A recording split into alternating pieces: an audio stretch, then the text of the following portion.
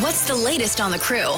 Let's go inside the clubhouse with Drew Wagner of Forbes Sports on Wisconsin Sports Daily. Served up by Wendy's on 1250 AM and 1057 FM The Fan. Inside the Clubhouse is brought to you by Focus Baseball. Sign your kids up now for July open tryouts at focusbaseball.com. Ages 6 to 17.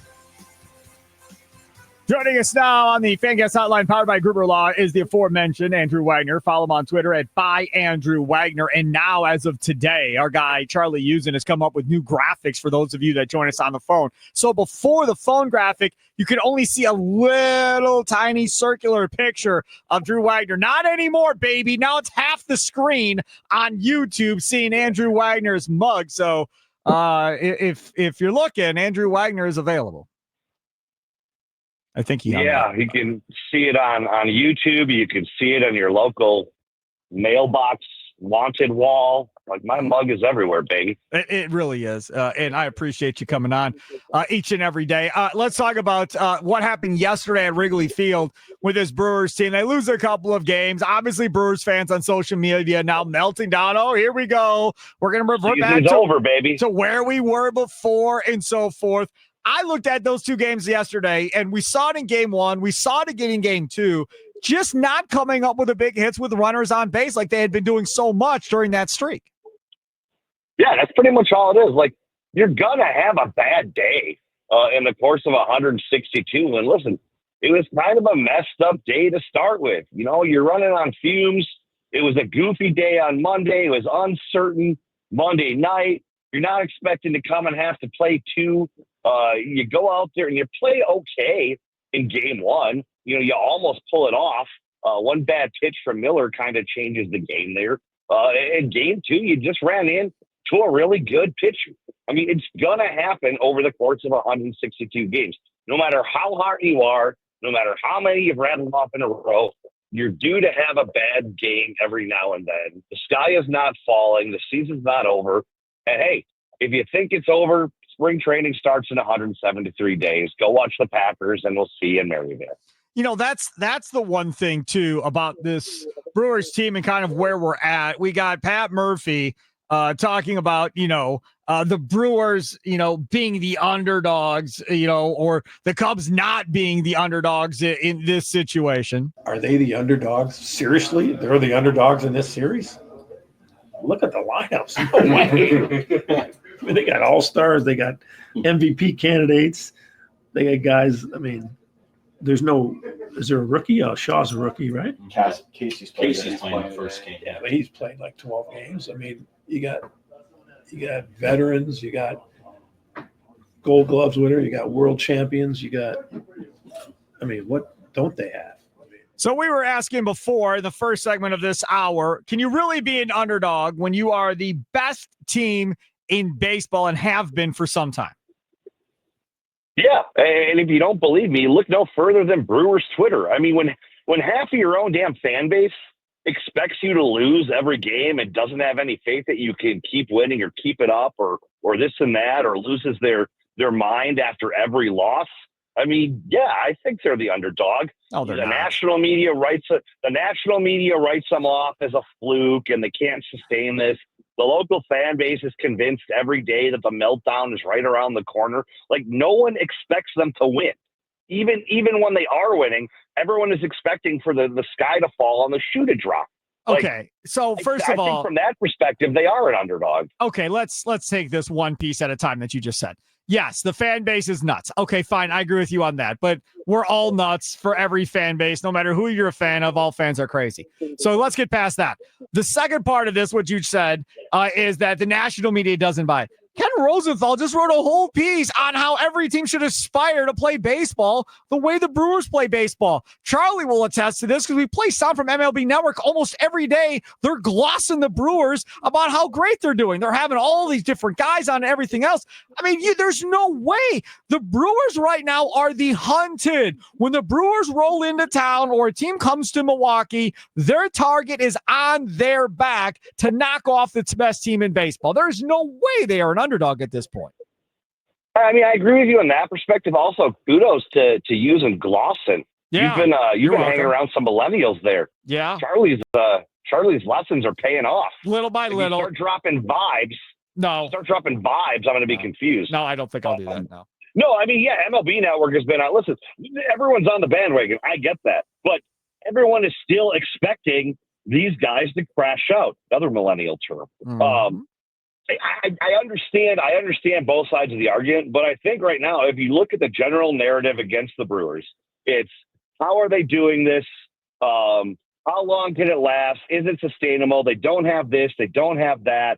It's a good story right now, but come October, it's going to be the big boys. I think from that perspective, I think they're underdogs because no one has faith that they're going to do what they're trying to do. Let's take it to next year because I'm curious what it's going to be next year with Murphy. So last year it was nobody believes in us, nobody thought we'd be any good, and here we are, right? And you win 10 games. Okay, fine. Now there's expectations on you, and now all these young guys are playing, and now it's nobody knows who we are. We're the average Joes. We're the underdogs. Okay, fine. A majority of this roster is under contract for at least 2 more years outside of for Freddie Peralta. You can't use the same narrative of nobody knows who we are. We're the average dogs. Like that all goes away after this year. So what then becomes the spin to motivate people next year? I don't know, but you don't have to worry about that for, another 173 days because you got some stuff right in front of you that you kind of have to deal with first. Next year's narrative, that'll take care of itself. Right now, they got other things to worry about. The narrative in the future is probably the furthest thing from anyone's mind. If I gave you 2 baseball teams, I'm going to ask Charlie the same question because Charlie's the Cubs fan, obviously. If I gave you 2 baseball teams, the exact same rosters, and said, go play, who would you rather have, the Trader or Pat Murphy coaching that team, managing that team for a year? Oh, no doubt I would take Pat Murphy. I mean, just personally, from a human being standpoint, Pat Murphy. Council's he's a jerk. I never thought he was that good of a manager. I thought Craig Counsell posted here because he got, we go back. This is the argument about the book Moneyball when it came out. Michael Lewis is a great author, was a great book. The movie was okay. But what the book and the movie both gloss over was that for all the analytics and this and that and all of the feel-good story, they had 3 of the best pitchers in baseball on that Moneyball Hudson, team. Mulder. Vito, Hudson, and Mulder, yep. Right? Counsell had the same thing. He had 3 of the best pitchers in baseball in Burns, Peralta, and Woodruff. He also had the best closer and bullpen in baseball, which made up and hid a lot of the shortcomings of that team and glossed over a lot of his poor decisions as a manager. But he's a guy that played strictly by the numbers. He also got away with the fact that he was the hometown boy. He got a lot of coverage for that. He got a lot of coverage because it's a small market. They don't have a big payroll. He got away with a lot of stuff here. Now he's in a market where there's actual realistic World Series expectations. There's money and a budget and payroll. And granted, Cubs fans think they should be spending more. But he was brought here because he could, quote unquote, do less with more. And the thought was give him an unlimited payroll and this and that, and they're going to be off and running. And they're not. They're the second best run differential in baseball. Let's not act like the Cubs are in the basement.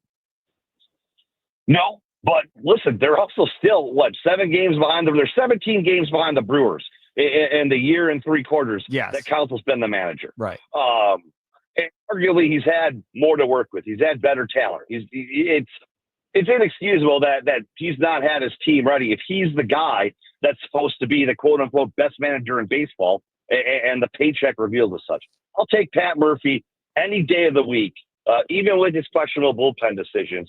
And if only for the fact that he's not a jerk and a bully like Counsell is. He is Andrew Wagner, Forbes Sports Brewers writer. Go inside the clubhouse here. Brought to you by Focus Baseball on Wisconsin Sports Daily, served up by Wendy's on the Fan. Sparky with you. Charlie Usen, my producer, other side of the glass, Cubs fan, not because of his own doing. His dad was brainwashing when he was a child. But you also have said earlier in the last couple of weeks that you're all in kind of on the Brewers at this point and not even as concerned about the Cubs going forward. Your thought on asking you 2 same rosters, who would you rather have managing those rosters? Pat Murphy all day, every day. Like, it's not even close. Craig Counsell, I think statistically, again, you got to give him respect for what he did with the Milwaukee Brewers. Yep. At the same time, kind of what Drew's saying here, Pat Murphy is just so much more relatable for this city, for the people that are watching this Brewers team. I want to listen to Pat Murphy talk every single day. I didn't want to listen to Craig Counsell talk. There was a lot of ums in there that everybody always gets on him about. Yep. And it's also really kind of annoying. I don't always want to listen to Matt LaFleur talk because it's kind of the same way. It's just like sometimes he gives annoying answers. Pat Murphy has me locked in all the time, and I appreciate that. He also has his players locked in all the time. I think they appreciate that. You think there was always a buy-in? Because to me, again, outsider looking in, Mr. Wagner, it felt like not every year, but a lot of the years, Counsell did have his guys pulling the rope in the same direction for the Brewers. Yeah. I mean, he talked a lot about being a good teammate and staying connected and all that stuff. But listen, you talk to some of these young guys that are the core of the Brewers now, and they'll tell you off the record that, Counsell wasn't exactly the most personable guy, especially with a lot of the young guys that come up. I've had one player tell me that sometimes he didn't know if the manager knew his name. That's no different than the quarterback knowing your name in Green Bay for 30 years. So, yeah. I think Counsell's probably a great guy for a team of proven vets. Right. I don't buy into the fact that he's great with a bunch of young, hungry players. I think there's something about Murphy's, to paraphrase Tommy Pham, tough guy, URA BS, that I think just works with a bunch of guys that haven't accomplished anything and kind of get overlooked. I'll argue that I don't think the Brewers believed in Pat Murphy, because the reason I think, again, I got no inside knowledge. I'm just telling you what I think. I think the reason they put Ricky Weeks in that position and made up that title for him was because they thought there was going to be a couple of down years, but we'll let Pat Murphy do it, and then we'll transition to Ricky, and he'll grow with these young guys as a manager and take you to the next level like Counsell did. And all of a sudden, Pat Murphy is winning big time these first 2 years when I don't think anybody over there thought that was going to happen. I don't disagree with you one bit. One thing I will say is, from everything that I've heard and everyone that I've talked to, is this wasn't the Brewers doing to give Ricky that title. That was Murph's doing to give Ricky that title. I don't know how much goes into it or whatever. And I think it's worth noting that, and I'm as shocked as anybody, because I've covered this guy since he was drafted.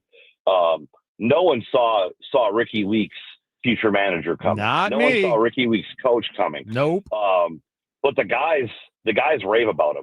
They absolutely love him. And I think him and Murph work well together. They have a good tandem going. They're a good pair. I don't know how long this situation is going to last. I don't know what the future holds. But I agree with you. I don't think Murphy was on their radar. And we've heard Matt kind of say it was a courtesy interview. And they were kind of mind blown. So I think putting Ricky in there, the thought was to groom him to be the eventual successor. I don't think anybody saw the last 2 years coming. I'll be honest with you. When you go back to those teams, the one guy that I thought would be a manager at some point, and because he's a catcher, right, they all end up becoming managers or something. I really thought Jason Kendall would be a guy that would end up being a skipper somewhere in Major League Baseball, and just never went down that path of coaching for whatever the reason. But no, I agree with you. I never thought Ricky Weeks would be a manager either. Andrew Wagner, Forbes Sports Brewers writer. Catch him coming up tonight, 6 o'clock, leadoff show powered by the Potawatomi Sportsbook. He'll get you the latest from Pat Murphy from before today's game as well. Follow him on Twitter at @Andrew_Wagner. He's been putting up videos now from the locker room and stuff in the clubhouse. Amazing stuff as always. Mr. Wagner, thank you so much. Yes, I really am quite something, Sparky. Thank you for recognizing that. Yes, I tell you all the time you are. I just don't think you should be playing softball at your age. That's all. That's fine. Hey, they won their last game of the season last night. No surprise. It's when I wasn't there. So that's good though, because then you couldn't get hurt. Jackson Churio effect. That's right. That's right. See, there you go, Charlie. Way to spin a positive into that. Mr. Wagner, thank you, sir. Take care. Bye, boys.